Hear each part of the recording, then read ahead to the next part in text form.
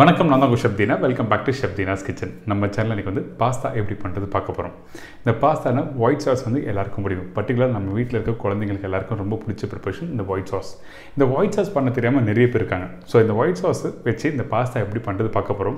இன்றைக்கி நம்ம சேனல் வந்து இந்த பாஸ்தா எப்படி பாயில் பண்ணுறது, அதாவது டைமிங் கரெக்டாக அந்த 8 நிமிஷத்தில் எப்படி பாயில் பண்ணி எடுக்குதுன்னு சொல்லி கொடுத்துருக்கேன். அதுக்கப்புறம் வந்து இந்த சாஸ் ரெடி பண்ணுறது. இந்த சாஸ் ரெடி பண்ணுறதுக்கு முன்னாடி அந்த பாலை வந்து பாயில் பண்ணும்போது என்னெல்லாம் போட்டு பாயில் பண்ணுவாங்க சொல்லி தெளிவாக இன்றைக்கி பண்ணியிருக்கோம். அது மட்டும் இல்லை, இந்த சாஸ் ரெடி பண்ணி முடிச்ச பிறக்கும் இந்த பாஸ்தா டுகெதர் குக் பண்ணி ஃபினிஷிங் பண்ணி தெளிவாக கொடுத்துருக்கோம். இந்த பாஸ்தா குக் பண்ணுறதுக்கு நம்ம என்ன பண்ணிக்கலாம், இன்றைக்கி ஆலிவ் ஆயில் வச்சு குக் பண்ணியிருக்கோம். அதாவது ஆலிவ் ஆயில் என்கிட்ட இருக்க டிசானோ எக்ஸ்ட்ரா லைட் ஆலிவ் ஆயில் வச்சு தான் நான் பண்ணியிருக்கேன். இந்த ஆலிவ் ஆயில் வச்சு தான் இன்றைக்கி ப்ரிப்பரேஷன் கம்ப்ளீட் பண்ணியிருக்கோம். இந்த பீஸா பாஸ்தாலாம் பார்த்தீங்கன்னா இந்த வெஸ்டர்ன் ப்ரிப்பரேஷன், அதாவது கான்டினென்டல் ப்ரிப்பரேஷன். இட்டாலியிலனா இந்த பீஸா பாஸ்தா ரொம்ப ஒரு விசேஷமான ஒரு ப்ரிப்பரேஷன்.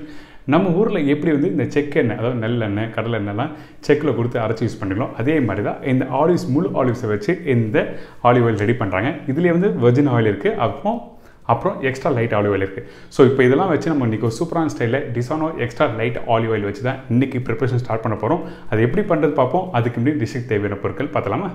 இந்த ப்ரிப்பரேஷன் தேவையான பொருட்கள்: fusilli pasta 200 gram, mix vegetable 1 cup, பிரிஞ்சி இலை 1, பூண்டு 1 நம்பர், மைதா 80 கிராம் அதாவது 3/4 டீஸ்பூன், வெங்காயம் மீடியம் சைஸ் வெங்காயம் 2, குடமிளகா 1/4 கப்பு, பட்டர் 2 டேபிள் ஸ்பூன், பால் 250 ml, மிளகு பவுடர் சிறிதளவு, சில்லி ஃப்ளேக்ஸ் சிறிதளவு, உப்பு தேவையான அளவு, சீஸ் 100 கிராம், ட்ரை பேசில் சிறிதளவு, ஆலிவ் ஆயில் 2 டேபிள் ஸ்பூன், லவங்கம் 3 நம்பர். இதாங்க இந்த ப்ரிப்பரேஷன் தேவையான பொருட்கள். இப்போது தண்ணி நல்லா பாயில் ஆகுது. இந்த டைமில் நம்ம என்ன பண்ணோம், நம்மக்கிட்ட இருக்க இந்த ஃபியூசிலி பாஸ்தா யூஸ் பண்ணுறோம். பாயில் பண்ணும்போது சால்ட் ரொம்ப முக்கியம், அதனால் சால்ட் தேவையான அளவுக்கு இதில் ஆட் பண்ணுறோம். இதுக்கு பிறகு எண்ணெய் எதுக்காக ஆட் பண்ணுறேன்னா, எண்ணெய் வந்து ஒட்டாமல் வரதுக்காக எண்ணெய் ஆட் பண்ணுறோம். இந்த பாஸ்தா பாயில் பண்ணுறதுக்கு ஹோட்டலில் பார்த்தீங்கன்னா கரெக்டாக நாங்கள் வந்து 6 நிமிஷத்தில் பாயில் பண்ணி எடுப்போம். இது நீங்கள் வீட்டில் பாயில் பண்ணும்போது வெல்டன் வேணால் 8 நிமிஷம். ஸோ அதனால் 8 நிமிஷத்தில் பாயில் பண்ணி எடுத்துக்கலாம். ஹோட்டலில் எதுக்காக 6 மினிட்ஸில் பாயில் பண்ணுற கேட்டிங்கன்னா, உங்களுக்கு வந்து ஆல்ரெடி பாயில் பண்ணி வச்சா தான் உங்களுக்கு வந்து அந்த ப்ரிப்பரேஷன் ஆன் த ஸ்பாட்டில் கொடுக்க முடியும். அதாவது திருப்பி 2 வாட்டி பிளான்ச் பண்ணி சாஸில் போட்டு பண்ணுவாங்க. இப்போது நம்ம டேரெக்டாக வெல்டன் பண்ணிவிட்டு சாஸில் போடுறதுனால வந்து 8 நிமிஷம் வெல்டனாக பண்ணுறேன். இதுக்கு பிறகு நம்ம இந்த பாஸ்தா போட்ட உடனே வந்து அப்படியே மிக்ஸ் பண்ணாமல் இருக்கக்கூடாது. கண்டிப்பாக வந்து கீழே பேனில் ஒட்ட ஆரம்பிக்கும், அடி பிடிக்கும். அதனால் ஃபஸ்ட்டு 2 நிமிஷம் வந்து நீங்கள் நல்லா மிக்ஸ் பண்ணிடுங்க. அதுக்கப்புறம் வந்து பாயில் பண்ணி எடுத்துடலாம். இப்போது இந்த பாஸ்தா பாயில் பண்ணுறது பார்த்தாச்சு. இப்போ நம்ம என்ன பண்ணோன்னா இந்த ஒயிட் சாஸ் ரெடி பண்ண போகிறோம். அதுக்கு வந்து நம்மக்கிட்ட இருக்க இந்த பாலை வந்து ஆட் பண்ணியிருக்கேன். இந்த பால் பாயில் பண்ணும்போது என்ன பண்ணு கேட்டிங்கன்னா, நம்மக்கிட்ட இருக்க இந்த பிரிஞ்சி இலை, இந்த இலையை வந்து இதில் ஆட் பண்ணுறோம். அதுக்கு பிறகு ஒரு சின்ன வெங்காயம் எடுத்திருக்கேன். இந்த வெங்காயம் ரொம்ப சின்ன வெங்காயம், அதனால் மீடியம் சைஸ் வெங்காயம் சொல்லியிருக்கேன். நீங்கள் அப்படி சின்ன வெங்காயம் இல்லைன்னா நம்ம வீட்டில் நார்மலாக யூஸ் பண்ணுற சாம்பார் வெங்காயம் யூஸ் பண்ணலாம். இதில் வந்து இந்த லவங்கம் வந்து நான் வந்து இதில் இன்சர்ட் பண்ணி வச்சுருக்கேன். பார்த்தீங்களா, ஒரு 3 நம்பர் லவங்கம் வந்து இன்சர்ட் பண்ணி வச்சுருக்கேன். இதை வந்து இந்த பாலில் போட்டு பாயில் பண்ணுறோம். கரெக்டாக இந்த பால் வந்து பாயில் பண்ணுறது ஒரு கொதி வந்த பிறகு அதுக்கப்புறம் ஒரு 5 நிமிஷம் பாயில் பண்ணி அடுப்புலேருந்து ஆஃப் பண்ண வேண்டியதான். எதுக்காக இந்த வெங்காயம் இந்த பிரிஞ்சி இலை போட்டு பாயில் பண்ணணும், அந்த ஃப்ளேவர் நம்மளுக்கு வேணும். அதனால் வந்து இந்த பிரிஞ்சி இலை, லவங்கம், வெங்காயம் ஒன்றா போட்டு பாயில் பண்ணுறோம். இப்போது இந்த பாஸ்தா பாயில் ஆகிடுச்சு. நான் சொன்ன மாதிரி கரெக்டாக வந்து 7 நிமிஷம் பாயில் பண்ணியிருக்கேன். இங்கே பாருங்கள், ரொம்ப நேரம் பாயில் பண்ணால் கண்டிப்பாக வந்து ஸ்மாஷ் ஆகிடும். அது மட்டும் இல்லை, சாஸில் போட்டு குக் பண்ணும்போது கரெக்டாக வராது. அதனால தான் வெல்டனுக்கு வந்து 7 to 8 மினிட்ஸ் சொல்லியிருக்கேன். இப்போது பாயில் பண்ணி முடித்த பிறகு நம்ம என்ன பண்ணோம், ஒரு டேபிள் ஸ்பூன் அளவுக்கு ஆயில் அப்ளை பண்ணுறோம். இந்த ஆயில் இதில் போட்ட பிறகு ஜஸ்ட் லைட்டாக மிக்ஸ் பண்ணி வைங்க. எதுக்காக இப்படி பண்ணுறேன் கேட்டிங்கன்னா, உங்களுக்கு வந்து ஒட்டாமல் வரதுக்காக இப்படி பண்ணுறோம். ரொம்ப இம்பார்ட்டன்ட். நீங்கள் பாயில் பண்ணி முடித்த பிறகு ஆயில் போட்டு நல்லா மிக்ஸ் பண்ணி எடுத்து ஒரு 2 நிமிஷம் சூடு ஆறின பிறகு நீங்கள் சாஸில் போட்டு குக் பண்ண ஆரம்பிக்கலாம். இப்போ பாருங்கள், இந்த பால் நல்லா பாயில் ஆகிருக்கு. பார்த்தீங்களா, நான் சொன்ன மாதிரி ஒரு கொதி வந்த பிறகு 5 நிமிஷம் விட்டு நல்லா பாயில் பண்ணி எடுத்திங்கன்னா நல்லா அந்த ஃப்ளேவராக இருக்கும். இப்போ இது வந்து நல்லா ஸ்ட்ரெயின் பண்ணிவிட்டு நம்ம அந்த பாலை எடுத்து வச்சிடலாம். இப்போது அந்த பால் பாயில் பண்ணி வச்சிடல, இதுக்கப்புறம் வந்து பட்டரை ஆட் பண்ணுறேன். இந்த பட்டர் வந்து லைட்டாக மெல்ட் ஆகிற டைமில் நம்மக்கிட்ட இருக்க மைதாவை ஆட் பண்ணுறோம். நார்மலாக வந்து இந்த ரெசிபி பார்த்தீங்கன்னா ஈக்குவல் குவான்டிட்டி மைதா எந்த அளவுக்கு ஆட் பண்ணீங்களோ அதே அளவு பட்டர் ஆட் பண்ணோம். ஆனால் நான் வந்து என்ன பண்ணுறேன்னா, இன்றைக்கி பட்டர் வந்து 50 கிராம்ஸ் ஆட் பண்ணியிருக்கேன், மைதா வந்து 40 கிராம் ஆட் பண்ணியிருக்கேன். எதுக்காக கேட்டால் உங்களுக்கு நல்லா கொஞ்சம் லைட்டாக லூஸாக இருக்கும். இதே வந்து ஹோட்டலில் பண்ணும்போது வந்து அந்த ஈக்குவல் குவான்டிட்டி பண்ணும்போது ஒரு திக்காக வரும். அது ஹோட்டல் ப்ராசஸுக்கு நல்லாயிருக்கும். ஆனால் நம்ம வீட்டில் பண்ணுறதுக்கு வந்து ஒரு 10 கிராம்ஸ் கம்மியாக போட்டால் உங்களுக்கு கரெக்டான அந்த டெக்ஸ்சர் கொடுக்கும். அதனால தான் வந்து கம்மியாக ஆட் பண்ணுறேன். இப்போ பட்டர் மெல்ட் ஆகிருக்கு. இப்போ நம்மக்கிட்ட இருக்க இந்த மைதாவை ஆட் பண்ணுறோம். இப்போ மைதா போட்ட பிறகு ஸ்லோ ஃப்ளேமில் இந்த ரூ ரெடி பண்ணுறோம். அதாவது இந்த மாதிரி நல்லா மிக்ஸ் பண்ணி குக் பண்ணுறோம் பார்த்தீங்களா, இதுக்கு பேர் வந்து ரூ சொல்லுவாங்க. ஸோ இந்த ரூ வந்து நீங்கள் எப்படி குக் பண்ணுறது, எப்படி கரெக்டாக ரெடி ஆகிடுச்சின்னு செக் பண்ணுறது பார்த்தீங்கன்னா, நீங்கள் இது குக் பண்ண என்ன கேட்டிங்கன்னா உங்களுக்கு உதிரி உதிரியாக வரும். அதாவது வீட்டில் மணல் இருக்குது பார்த்தீங்களா, அந்த மணல் எப்படி உதிரி உதிரியாக வரும் அதே மாதிரி வரும். ஆனால் அதே டைமில் குக் பண்ணுறது கலர் மாறக்கூடாது. ஏங்கினா இது ஒயிட் சாஸ். அந்த ஒயிட் சாஸ் வந்து ஒயிட் கலராக இருக்கும். நீங்கள் சில பேர் வந்து ஹை ஃப்ளேம் வச்சு குக் பண்ணுறாங்க, ஆனால் கலர் வந்து மாறிடும். அதனால் வந்து இந்த மாதிரி நல்லா குக் பண்ண ரூ ரெடி ஆகும். இங்கே பார்த்தீங்களா, இந்த பட்டர் மைதா ரெண்டும் போட்டு குக் பண்ணும்போது உங்களுக்கு வந்து நல்லா திக்காக இருந்தது. குக் பண்ண இந்த மாதிரி உதிரி உதிரியாக வரும். இப்போது நம்மக்கிட்ட இருக்க இந்த பால் ஆட் பண்ணுறேன்.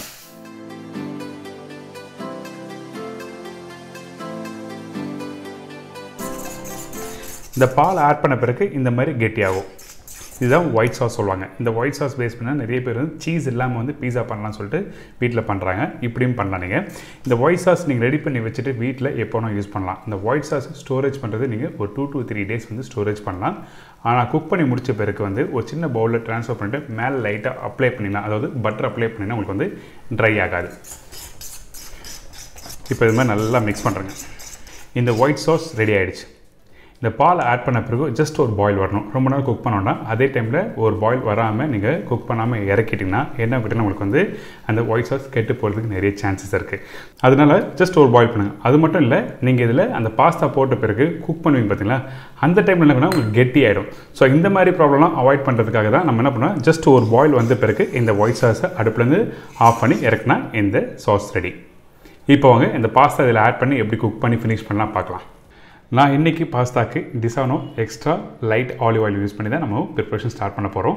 இப்போது இந்த எக்ஸ்ட்ரா லைட் ஆலிவ் ஆயில் வந்து 1 டேபிள் ஸ்பூன் யூஸ் பண்ணுறேன். பட்டர் கொஞ்சம் ஆட் பண்ணியிருக்கேன். இதுக்கப்புறம் இந்த பூண்டு ஆட் பண்ணுறோம். பொடிசா கப் பண்ணி வச்சுருக்க பூண்டு, வெங்காயம். இந்த வெங்காயமும் பூண்டு போட்ட பிறகு நம்மக்கிட்ட இருக்க இந்த வெஜிடபிள்ஸ் ஆட் பண்ணுறோம். ஃபஸ்ட்டு குடமிளகா ஆட் பண்ணிடுறேன். இந்த குடமிளகா ஜஸ்ட் லைட்டாக பேனில் கிரில் பண்ணுற மாதிரி குக் பண்ணலாம். ஆலிவ் ஆயில் எதுக்காக யூஸ் பண்ண கேட்டிங்கன்னா, இந்த மாதிரி எக்ஸ்ட்ரா லைட் வந்து நம்மளுக்கு வந்து நிறைய பலன் இருக்குது. நம்ம வீட்டில் எப்படி கடலெண்ணெய் நல்லெண்ணெய் யூஸ் பண்ணி நம்ம பண்ணுறோமோ குக் பண்ணுறோமோ அது மாதிரி வந்து ஆலிவ் ஆயில் ரொம்ப நல்லது. பர்டிகுலராக நம்ம ஸ்கின்னுக்கு, அதுக்கப்புறம் இருதயம், அதுக்கப்புறம் தோல் சம்மந்தப்பட்ட இது மாதிரி எந்த ஒரு ப்ராப்ளம் வராது. அதுக்கு பிறகு வந்து நம்மளோட ஃபேட்டை வந்து குறைக்கிறதுக்கு வந்து ரொம்ப யூஸ்ஃபுல்லாக இருக்குது இந்த ஆலிவ் ஆயிலாம். ஸோ அதனால் வந்து நீங்கள் கண்டிப்பாக நீங்கள் வீட்டில் யூஸ் பண்ணலாம். இப்போ இதுக்கு பிறகு நம்மக்கிட்ட இருக்க இந்த மிக்ஸ் வெஜிடபிள்ஸ் ஆட் பண்ணுறேன். இந்த மிக்ஸ் வெஜிடபிள் வந்து நீங்கள் ப்ரோக்கலி, ஜுக்னி, ஆலிவ்ஸ் எது வேணும் உங்களுக்கு பிடிச்ச மாதிரி நீங்கள் ஆட் பண்ணிக்கலாம். நம்ம வீட்டில் இருக்க வெஜிடபிள்ஸ் பேசிக்காக வந்து குடமிளகா இருக்கும், கேரட் இருக்கும், பீன்ஸ் இருக்குது, ஸ்வீட் கார்ன், அதுக்கப்புறம் வந்து இந்த மஷ்ரூம்லாம் இருக்கும். ஸோ அதனால் வந்து நான் இந்த பேசிக்கான வெஜிடபிள்ஸ் வச்சு இன்றைக்கி வந்து இந்த ஒயிட் சாஸில் எப்படி இந்த வெஜிடபிள் பாஸ்தா எப்படி பண்ணுறது பார்க்குறோம். இப்போ கொஞ்சம் லைட்டாக சால்ட் ஆட் பண்ணுறேன். சால்ட் ஆட் பண்ண பிறகு நம்மக்கிட்ட இருக்க இந்த பெப்பர் பவுடர் ஆட் பண்ணுறோம். பெப்பர் பவுடர் கொஞ்சமாக ஆட் பண்ணணும். பெப்பர் ஆட் பண்ணியிருக்கேன். அது மட்டும் இல்லை, இன்னொரு முக்கியமான விஷயம் சொல்கிறேன். அந்த ஃபஸ்ட் எடுத்து அந்த பூண்டும் வெங்காயம் போட்டிருக்கோம் பார்த்தீங்களா, பூண்டு வந்து ஜஸ்ட் ஒரு 15% பூண்டு தான் இருக்கணும். மீதி 65% அளவுக்கு வெங்காயம் அதிகமாக இருக்கணும். அது ரொம்ப இம்பார்ட்டன்ட். நீங்கள் வீட்டில் பண்ணும்போது சின்ன குவான்டிட்டி இல்லை பெரிய குவான்டிட்டி எந்த ஒரு குவான்டிட்டி பண்ணாலும் வந்து உங்களுக்கு அந்த ரேஷியோவில் நீங்கள் பிளான் பண்ணி நீங்கள் வீட்டில் குக் பண்ணுங்கள். ஏன்னா கார்லிக்கோட ஃப்ளேவர் ரொம்ப அதிகமாக இருந்தால் இந்த ஒயிட் சாஸ்க்கு வந்து டாமினேட் பண்ணும். அந்த கார்லிக் ஃப்ளேவர் வரக்கூடாது அதிகமாக. இப்போ இதெல்லாம் போட்ட பிறகு ஜஸ்ட் லைட்டாக மிக்ஸ் பண்ணுறோம். இதுக்கு பிறகு நம்ம ரெடி பண்ணி வச்சுருக்க இந்த ஒயிட் சாஸ், இந்த ஒயிட் சாஸ் வந்து நல்லா கெட்டியாக இருக்குது. இந்த சாஸ் வந்து ஜஸ்ட் இதில் போட்டு நல்லா மிக்ஸ் பண்ணுங்கள். மிக்ஸ் பண்ண டைமில் கெட்டியாக இருக்குல்ல, இந்த டைமில் நம்மக்கிட்ட இருக்க இந்த வெஜிடபிள் ஸ்டாக் ஆட் பண்ணுறேன். அதாவது இங்கே பாருங்கள், இந்த வெஜிடபிள்ஸ் பாயில் பண்ணுறதுக்கு தண்ணி யூஸ் பண்ண பார்த்தீங்களா, அந்த தண்ணி தான் இதில் ஆட் பண்ண போகிறோம். இதில் பாயில் பண்ணும்போது சால்ட்டு ஆட் பண்ணியிருக்கேன், அவ்வளோதான். இப்போது இந்த சாஸ் கரெக்டாக வந்து தேவையான அளவுக்கு ஸ்டாக் வாட்டர் ஆட் பண்ணி நம்ம வந்து கரெக்டாக டைல்யூட் பண்ணி வச்சுருக்கோம். இப்போ சாஸ் ரெடி ஆகிடுச்சு. தேவையான சீசனிங் எல்லாம் போட்டாச்சுல. இதுக்கு பிறகு நம்ம பாயில் பண்ணி வச்சுருக்க இந்த பாஸ்தாவை இதில் ப்ளேஸ் பண்ணுறேன். தேவையான அளவுக்கு ஆட் பண்ணிக்கோங்க. இன்னும் கொஞ்சம் ஒயிட் சாஸ் இருக்குது. நான் வந்து வேணும் டைமில் வந்து குக் பண்ண போகிறேன். நான் பண்ணுற ப்ரிப்பரேஷன் பார்த்தீங்கன்னா குறைஞ்சி வந்து ஒரு 3 பேர் சாப்பிட்லாம். அதாவது 3 போர்ஷன் அளவுக்கு இந்த பாஸ்தாவை வீட்டில் குக் பண்ணி சாப்பிட்லாம். இப்போ ரெடி ஆகிடுச்சு. அடுப்பு ஆஃப் பண்ணிடலாம். இந்த டைமில் உங்களுக்கு காரம் வேணும்னா இது ஆப்ஷன். உங்களுக்கு காரம் வேணும்னா லைட்டாக சில்லி ஃப்ளேக்ஸ் ஆட் பண்ணலாம், சரிங்களா?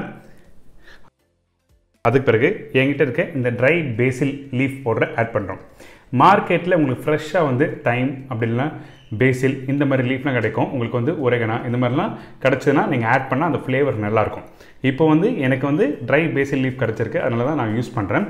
இதுக்கு பிறகு நம்மக்கிட்ட இருக்க சீஸ் ஆட் பண்ணுறேன். இந்த சீஸ் வந்து நான் செடார் சீஸ் யூஸ் பண்ணுறேன். ஆக்சுவலாக இதுக்கு சீஸ் யூஸ் பண்ணுறதுன்னா பார்மேசன் சீஸ் தான் நீங்கள் பாஸ்தாக்கு யூஸ் பண்ணணும். நம்ம வீட்டில் சின்ன சின்ன பிளாக்லாம் கிடைக்காது. ஏங்கிட்டனா அந்த பார்மேசன் சீஸ் வந்து ரொம்ப காஸ்ட்லி. நீங்கள் குறைஞ்சபட்சம் ஒரு 400-500 கொடுத்து நீங்கள் சின்ன பிளாக் வாங்குற மாதிரி இருக்கும். அதுக்கு பதிலாக வந்து இந்த செடார் சீஸ் யூஸ் பண்ணலாம் நீங்கள் வீட்டில். என்னங்க இந்த ஒயிட் சாஸ் பாஸ்தா எப்படி பண்ணுறது எல்லாருக்கும் ஈஸியாக தெரிஞ்சிடும். கண்டிப்பாக வீட்டில் ட்ரை பண்ணி பாருங்கள். மறக்காமல் நம்ம வீட்டில் இருக்க குழந்தைங்களுக்கு ரெடி பண்ணி கொடுத்து அதோட ஃபீட்பேக்கை எடுத்து நீங்கள் எனக்கு வீடியோவில் போஸ்ட் பண்ணுங்கள். அது மட்டும் இல்லை, இன்றைக்கி இந்த ஆலிவ் ஆயில் வச்சு எப்படி குக் பண்ணுறது சொல்லி கொடுத்துருக்கேன். டிசானோ எக்ஸ்ட்ரா லைட் ஆலிவ் ஆயில் எங்கே வாங்குறதுன்னு கேட்டிங்கன்னா ஆன்லைனில் கிடைக்கும். அது மட்டும் இல்லை, நம்மளோட லிங்க்லையும் கீழே கொடுத்துருக்கேன். பெரிய சூப்பர் மார்க்கெட், பெரிய மார்க்கெட்டில் போனால் கிடைக்கும். இதே மாதிரி நாளைக்கு இன்னொரு சூப்பர் டிஷ்ஷை சந்திக்கிறேன். நன்றி, வணக்கம், see you, bye bye, take care.